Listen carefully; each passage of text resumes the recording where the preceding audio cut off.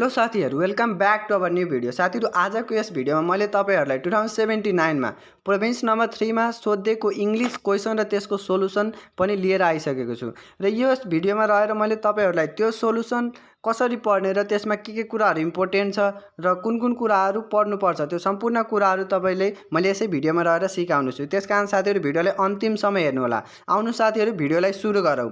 Before that साथीहरु, मैले यसै च्यानलमा रहेर अन्य प्रदेशमा सोधेको क्वेशन र त्यसको सोलुसनहरु पनि पछि ल्याउने छु। त्यसकारण साथीहरु, यदि च्यानलमा नयाँ हुनुहुन्छ र अहिलेसम्म जोडिनु भएको छैन भने च्यानललाई सब्स्क्राइब गरेर साथमा रहेको बेल आइकनलाई क्लिक गरी हामीसँग जोडिनु होला। र सबै साथीहरुसँग एउटा सानो रिक्वेस्ट छ, साथीहरु भिडियोलाई हेर्दाखेरि एउटा लाइक चाहिँ गर्न नबिर्सिनु होला है साथीहरु। साथीहरु, तपाईहरुले यहाँ हेर्न सक्नुहुन्छ NEB class 12 final question paper 2079 with solution compulsory English class 12 साथीहरु, यो चाहिँ प्रदेश नम्बर 3 मा चाहिँ आएको क्वेशन हो। र साथीहरु, तपाईहरुले यहाँ हेर्न सक्नुहुन्छ पहिलो क्वेशन रहेको छ read the following text and complete the task that follow. साथीहरु, यो चाहिँ 15 मार्क्सको क्वेशन हुन्छ, जसमा चाहिँ 3टा क्वेशनहरु हुन्छ र 3टा क्वेशन चाहिँ 5-5 मार्क्सको हुन्छ। र पहिलो क्वेशनमा तपाईले चाहिँ यो फिल इन द ब्ल्याङ्क्स भर्नुपर्ने हुन्छ। र फिल इन द ब्ल्याङ्क्समा तपाईले चाहिँ 7वटा चाहिँ यो रातो भएको चाहिँ वर्डहरु चाहिँ हाल्नुपर्ने हुन्छ र 7वटामा चाहिँ 2वटा चाहिँ अननेसेसरी हुन्छ र 5वटा चाहिँ तपाईले चाहिँ यसमा चाहिँ फिल गर्नुपर्ने हुन्छ। र साथीहरु, यो जुन रातो अक्षरमा लेखेको वर्डहरु छ त्यो वर्डहरुलाई चाहिँ भिडियोलाई पज गरेर चाहिँ कपीमा लेख्नु होला। अनि लेखिसकेपछि त्यो क्वेशनहरुलाई चाहिँ गर्नु होला। जस्तै यहाँ हेर्न सक्नुहुन्छ रातो अक्षरमा रहेको छ क्लम्जी।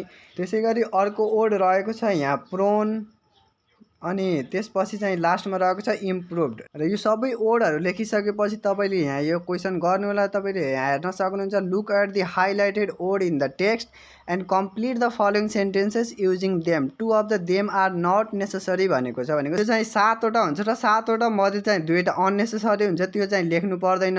र यसमा तपाईले हेर्न सक्नुहुन्छ एमा चाहिँ the invention of the bicycle improve travel, एमा चाहिँ इम्प्रुभड हुने भयो, बीमा चाहिँ रिभोल्युसनाइज्ड हुने भयो। र यसैगरी अन्य क्वेशनहरु पनि यसमा सबै सोल्भ गरेको छ। र साथीहरु, भिडियोलाई पज गरे सबै क्वेशनहरुलाई चाहिँ तपाईले कपीमा लेखेर पढ्न सक्नुहुनेछ है साथीहरु। त्यसैगरी यहाँ क्वेशन नम्बर बी मा रहेको छ read the text again and write. साथीहरु, यो चाहिँ नयाँ कोर्सको क्वेशन रहेको छ र यो क्वेशन चाहिँ मैले त्यस्तो राम्रोसँग बुझ्न सकिन है। यो क्वेशन चाहिँ तपाईहरुले नयाँ कोर्स पढ्नु भएको छ, यो क्वेशन तपाईहरुले बुझ्नु भयो होला। त्यही भएर चाहिँ तपाई यो क्वेशन चाहिँ तपाईहरु आफैले चाहिँ पढ्नु होला र बुझ्नु होला है साथीहरु।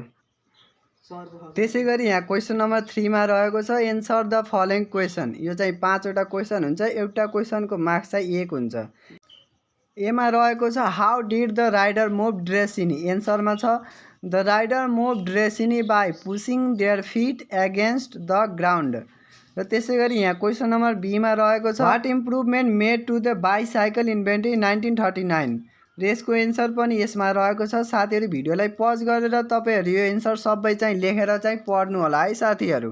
त्यसैगरी क्वेशन नम्बर सी मा रहेको छ what do you think Macmillan used iron rims in his machine. एन्सरमा रहेको छ I think Macmillan used iron rims in his machine to keep it from getting worn down. त्यसैगरी यहाँ क्वेशन नम्बर डी मा रहेको छ what can be assumed from the text. The following things can be assumed from the text. एकमा छ the history and chronological development in the invention of bicycle, the contribution of different inventors in inventing bicycle. यीमा छ what is the purpose of the text. साथीहरु, यसको answer चाहिँ यहाँ तलपट्टि रहेको छ, तपाईहरुले यहाँ हेर्न सक्नुहुन्छ। The purpose of the text is to give information to the all reader regarding the chronological invention and development of the bicycle in the world. र साथीहरु, त्यसैगरी यहाँ क्वेशन नम्बर 2 मा रहेको छ write short answer to the following question based on the textbook. यसमा चाहिँ 2टा question आउँछ र एउटा क्वेशनको मार्क्स चाहिँ 5 हुन्छ। र यसमा पहिलो क्वेशन रहेको छ what does the fracture dialogue mean in the story neighbour. यो चाहिँ नाइबर भन्ने स्टोरीबाट यो क्वेशन चाहिँ आएको छ। र साथीहरु, यसको एन्सर चाहिँ तपाईहरुले यहाँ हेर्न सक्नुहुन्छ तलपट्टि रहेको छ the fracture dialogue in the story means the broken and colloquial language which the neighbours of the new couple speak most of the time. During winter the new couple hear their varieties of stories and seem so intoxicated in their fractured dialogue and even involve themselves in the shouting along with them. त्यसैगरी यहाँ question number B मा रहेको छ what is your opinion is the moral of the story the treasure in the forest. यसको एन्सरमा रहेको छ the moral of the story the treasure in the forest is that we should not be greedy. The greedy invite destructive result all the time. Due to the greed of Evans and Hooker, they have lost their life at the end.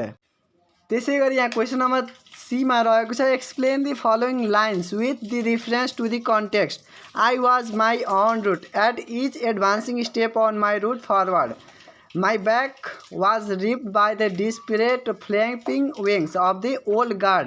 यसको एन्सरमा रहेको छ in the second stanza the speaker stated that her forward advancing new route still has full of obstacles to traditional patriarchal norms and value.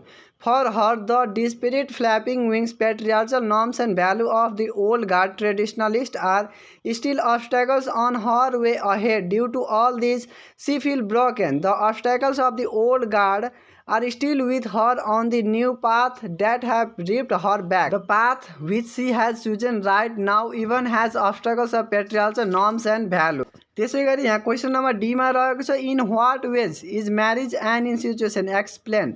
यो चाहिँ marriage as a social institution भन्ने च्याप्टरबाट यो क्वेशन आएको छ है साथीहरू। यसको एन्सर चाहिँ तपाईँहरूले हेर्न सक्नुहुन्छ marriage is an institution as it is culturally patterned and integrated into other basic social institutions such as education, economy and politics भनेर रहेको छ। त्यसैगरी क्वेशन डी मा ई मा रहेको छ what are the universal human ability. Question number E को answer रहेको छ according to the essay morality art spirituality and creativity are universal human abilities. त्यसैगरी क्वेशन नम्बर थ्री मा चाहिँ लङ क्वेशन एन्सरहरू रहेको छ र यसमा चाहिँ तपाईँहरूलाई चाहिँ दुईटा क्वेशन आउँछ र एउटा क्वेशनको मार्क्स चाहिँ 5 हुन्छ र दुईटाको चाहिँ 10 हुन्छ है साथीहरू। क्वेशन नम्बर ए मा रहेको छ how can you say that facing death is a modern tragedy.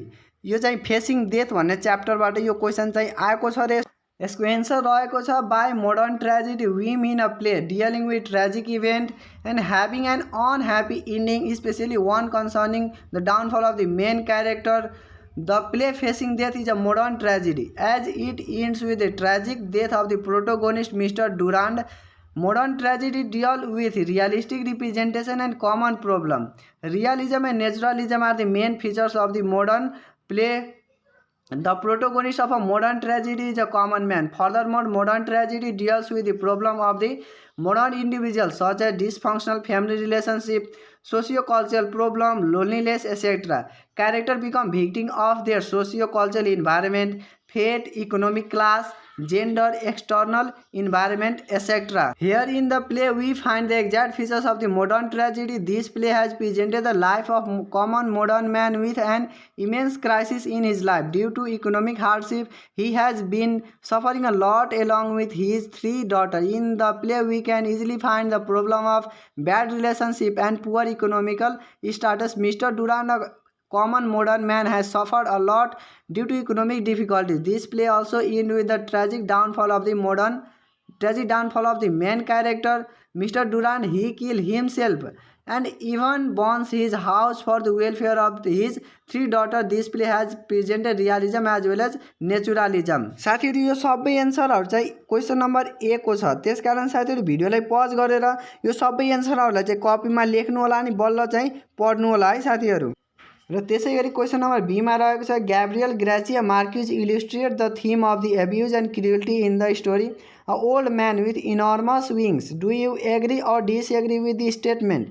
Give your opinion with the reference to the context. An old man with enormous विंग्सबाट यो क्वेशन आएको छ र यसको एन्सर चाहिँ साथीहरु यहाँ रहेको छ र यो एन्सरलाई तपाईहरुले चाहिँ यो भिडियोलाई पज गरेर कपीमा लेख्नु होला अनि पढ्नु होला साथीहरु। किनकि मैले यो एन्सरहरु लाइन बाइ लाइन पढ्न थाले भने 1-1.5 घण्टाको भिडियो बन्न जान्छ र तपाईहरुले धेरै लेटको भिडियोहरु हेर्न पनि तपाईहरुले बोरिङ फिल हुन थाल्छ। त्यसकारण साथीहरु कपीमा लेख्नु होला अनि यो क्वेशनहरु चाहिँ पढ्नु होला है साथीहरु। त्यसैगरी क्वेशन नम्बर 4 मा रहेको छ social media can have both positive and negative effect. Write your views on social media in about 150 word. यो चाहिँ 7 मार्क्स मा सोधेको छ र यसको एन्सर चाहिँ तपाईहरुले यहाँ हेर्न सक्नुहुन्छ। यहाँ छ साथीहरु यो क्वेशन नम्बर 4 को एन्सर रहेको छ र यो एन्सरहरुलाई तपाईले चाहिँ भिडियोलाई पज गरेर र कपीमा लेख्नु होला अनि त्यसपछि चाहिँ पढ्नु होला है साथीहरू।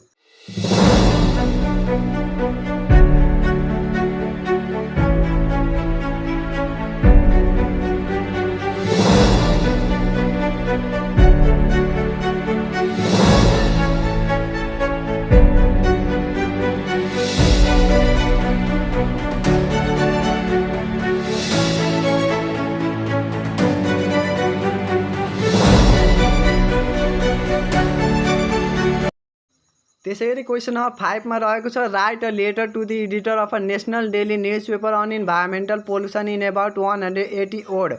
साथीहरू यो चाहिँ 8 मार्क्सको क्वेसन रहेको छ र यसको एन्सर पनि यसैसँग छ र यो एन्सरहरूलाई तपाईँले चाहिँ भिडियोलाई पज गरेर चाहिँ पढ्नु होला र लेख्नु होला है साथीहरू।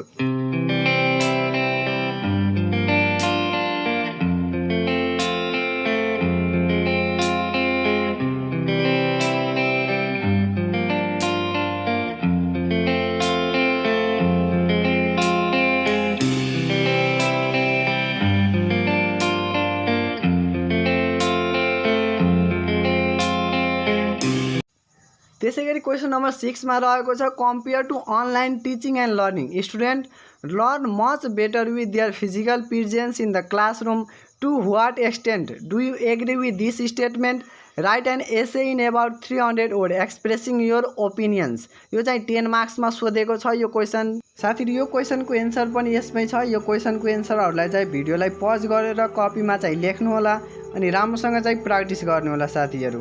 यो क्वेसनको एन्सरहरू एकदमै इम्पोर्टेन्ट छ, त्यसकारण साथीहरू कपीमा लेखेर चाहिँ यसलाई चाहिँ एकदमै प्र्याक्टिस गरेर चाहिँ आउने बनाउनु होला है साथीहरू।